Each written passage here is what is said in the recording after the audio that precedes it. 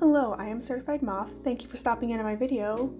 Today I'm going to be giving some tips on how I personally fill up my sketchbooks faster.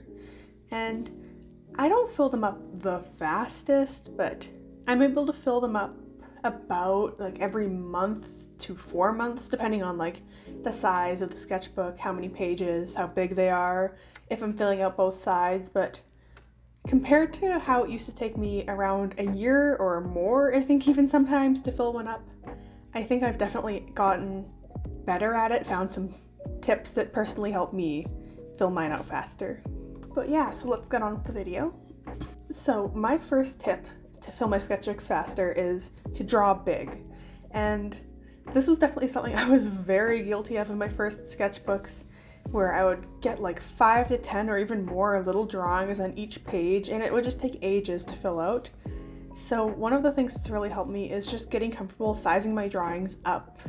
You know, I try to aim for 1 to 3 per page. Sometimes I'll do more just because it makes more sense or because it's what I'm drawing, but I typically do tend to aim towards either larger drawings or a single drawing that will take up more space on the page.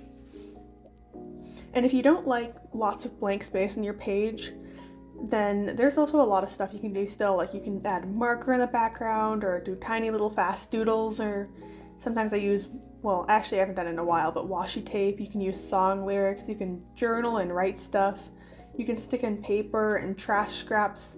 There's lots of ways to fill out a sketchbook and all the empty spaces without having to draw a whole bunch of tiny little detailed things. It will take forever. And if you have a really hard time drawing big, what I actually did was I sized my sketchbooks down to build some confidence making a drawing that takes up most of a page. That was something I struggled with so much when I was starting, and even still, it's hard to make big drawings and make them look good and have the confidence to. So I still lean towards a smaller sketchbook, but I am trying to personally move towards bigger ones eventually, hopefully. It's also just much easier to fill out a smaller sketchbook than a big one, so if you're the kind of person like me who needs the serotonin boost of finishing and starting sketchbooks, go for smaller ones. My second tip is to do studies. So I do tons of studies. I completely rely on them when I get to the end of a sketchbook because I lose a lot of motivation near the end, so I will fill out pages and pages and pages of sketchbook with just studies. And so I usually do very short timed studies. I use the website Line of Action, and I'll aim for 30 seconds to 2 minutes, sometimes up to 5 minutes, but I personally find that I get a lot out of doing those really fast sketches. And plus, it's just really nice to fill 10 pages super fast within the same hour. And plus, it just builds your overall confidence in drawing faster. So the faster you can draw your studies fast, you're gonna learn how to draw your normal stuff fast, which is always nice. And also they just take up quite a lot of space. I personally find when I'm just being given random poses and I'm just throwing them onto a page, I'm not planning out all this perfect spacing to use up every last little bit of the page. I'm just putting stuff where it fits, and it goes faster. It also just improves your overall knowledge of anatomy, and in the future you'll just have to spend less and less time thinking about it. And I mean, this is the same for all studies. I'm personally thinking about figure studies, but there's all sorts of studies. You can do object studies, background studies, landscape studies, all that sort of stuff. And all of that really will, gaining higher proficiency in your art will inevitably make it go faster, which is just so nice. My third tip is something that I think a lot of people struggle with, which is letting go of perfectionism. It's really hard to do, but it's really a necessary skill to learn how to get over it. Because if you want to fill a sketchbook faster, you cannot worry about finishing and coloring every single piece. Maybe finish your favorites and just let the rest stay messy or unfinished. And I know some people don't like doing this, but if you want to go faster, it's pretty crucial. I don't really think I've ever had any sketchbooks where I've actually stuck with trying to do every single piece finished, but the ones where I started trying to do that, I just found myself losing so much motivation because it would take so long. So, you know, Save that extra effort for the ones you really care about, and let the rest of your drawings just help you. Like, they'll give you more ideas, or just maybe they're just for fun. Not everything has to be super serious and perfect. One thing that really helps me let go of perfectionism is using pens or other permanent supplies of that type, because when you can't erase, it really helps to prevent perfectionism. And you can still use like sticky notes, but I find that when I draw with pen, I'm definitely more lenient with myself. I'll let myself, keep maybe a mistake in the drawing, and even just like learning to accept those imperfections in your art that you get through pen, I think is really helpful, at least for me. And another one that I try to do is I try to avoid covering up and tearing out bad pages. I don't do this all the time, so, sometimes you'll just make a page and you're like, I genuinely hate this so much, I can't imagine keeping this here, and that's fair. But I like to leave in some of my worst work, just for one, to remind me that it's okay to make bad art, but also to remind me that my best work is so much better than my worst work, and even my okay work is so much better than my worst work.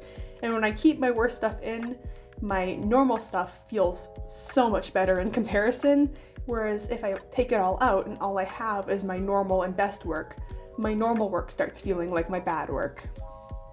So my fourth tip is to set goals, which might seem obvious, but it's what really got me into a good sketchbooking habit.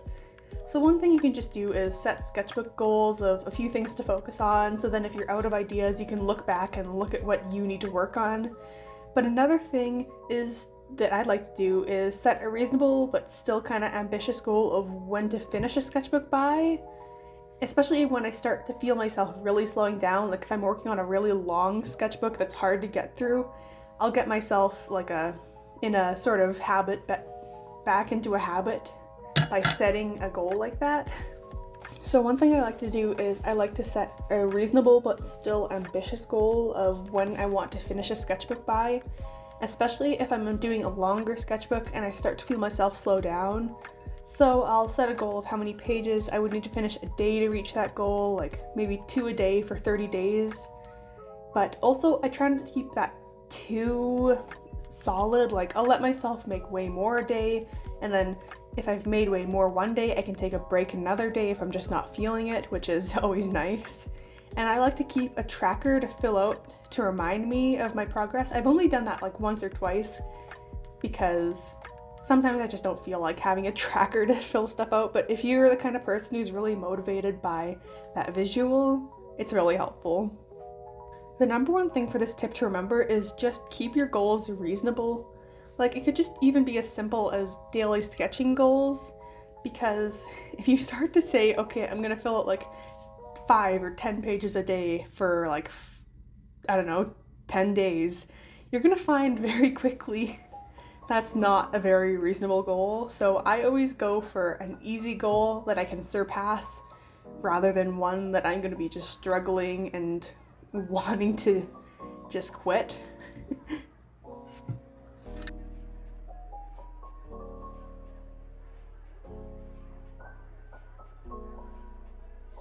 Well, for this portion of the video, I was hoping to go and take my tripod and my sketchbook and go out and about and go like cafes, maybe if it was warm enough, even sketch outside.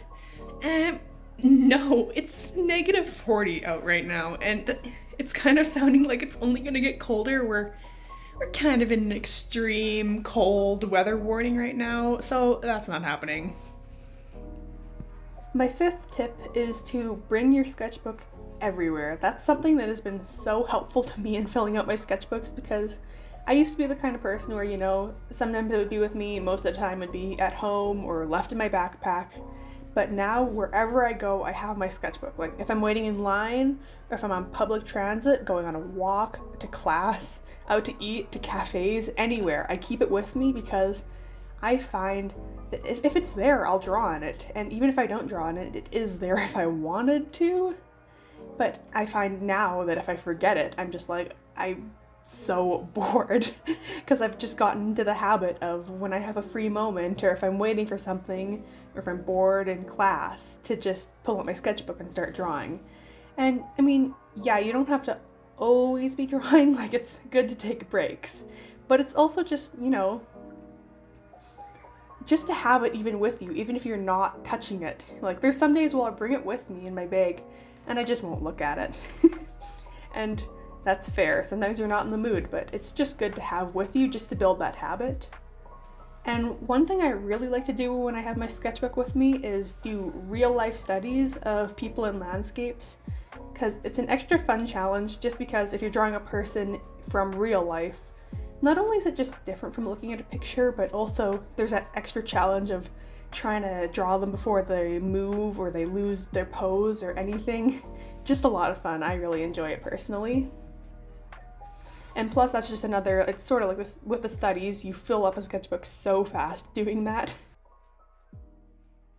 So my final tip definitely won't apply to everyone because it is designing characters, and I know that's just not everyone's idea of a good time in their sketchbook, which is fair, but personally it's just a really nice way for me personally to fill out my sketchbooks. So obviously when you're designing them early on, you don't want to do really finished drawings, like you're trying to do really early fast iterations, just testing stuff out, and that always takes up just a ton of space. And it also, once you have the character designed, it gives you a subject to draw later on when you're out of ideas, which is really nice. Like, I don't know how I used to fill out my sketchbooks before I had OCs, because what was I drawing? Who was I drawing? I draw my OCs so much now. They fill up a lot of my sketchbooks. And also, you can, when you're doing your studies, if you do studies, you can insert your characters into them, which just adds an extra fun little bit, like adds some interest if you get kind of bored of that, to find poses you think would fit your characters and insert your characters into that. It's just a lot of fun in my opinion, and it just gives me a lot more motivation to keep drawing in my sketchbooks. So just as proof that my methods personally work for me, you saw me filling my sketching. I did some, not speed paints, time lapses. In the 3 days it took me to film this video, I filled 17 pages or 8.5 spreads. And honestly, I kind of was filling this slowly. Like on days when I'm not quite so worried about making cool drawings for YouTube, it's not uncommon for me to do even more than that. I was doing a lot more finished drawings than I usually do, but yeah, just maybe that's a little bit of proof to you that this works for me at least. So anyways, thank you so much for watching. If you enjoyed this video, feel free to like, subscribe, comment. I really appreciate all of that. It's super awesome. Thank you. Bye.